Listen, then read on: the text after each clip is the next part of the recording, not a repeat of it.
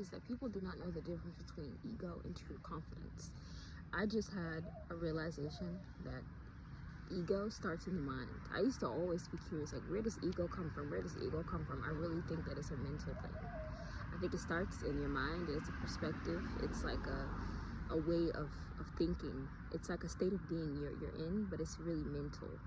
And when people have ego deaths, I think it starts in the mind. It starts with the shedding of your own beliefs that are not good for you, your own, like, that superficiality. I think it just starts in the mind, genuinely, because when they really, if you exit those egotistical beliefs and you start to do the work on yourself, deep down underneath that ego could be fear.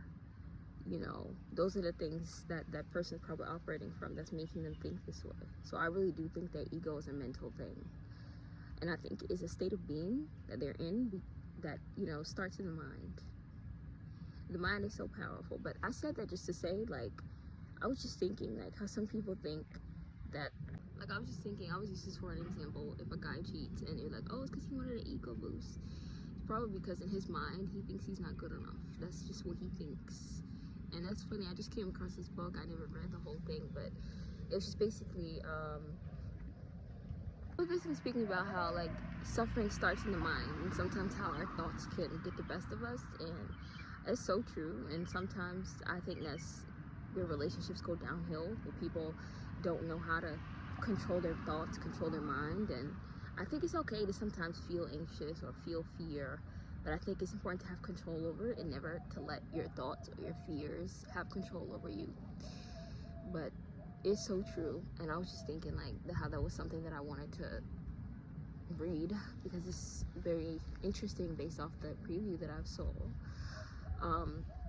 But another thing, I was just basically going back to the example that I said about the guy. He cheats, he thinks either he could do better. That starts in his mind, and that's because of his ego. Yeah, you know why? It's because of the low self-esteem. So because of the low self-esteem, he's just creating his thoughts like, oh, I could do better, I could, you know. So I really do think that ego starts in the mind. I really do think it's a set of beliefs that try to make the person that is holding these beliefs feel better about their shortcomings. Confidence to me is generally and genuinely to me about self-belief and seeing yourself clearly, not being overly confident, like overestimating your abilities, but seeing yourself clearly and genuinely believing in yourself and genuinely liking what you see. And I think sometimes that's how people start to be egotistical. And it's true, your state of being starts in the mind. I was just thinking about that. Like, if you are insecure and you're operating from insecurity, starts in the mind.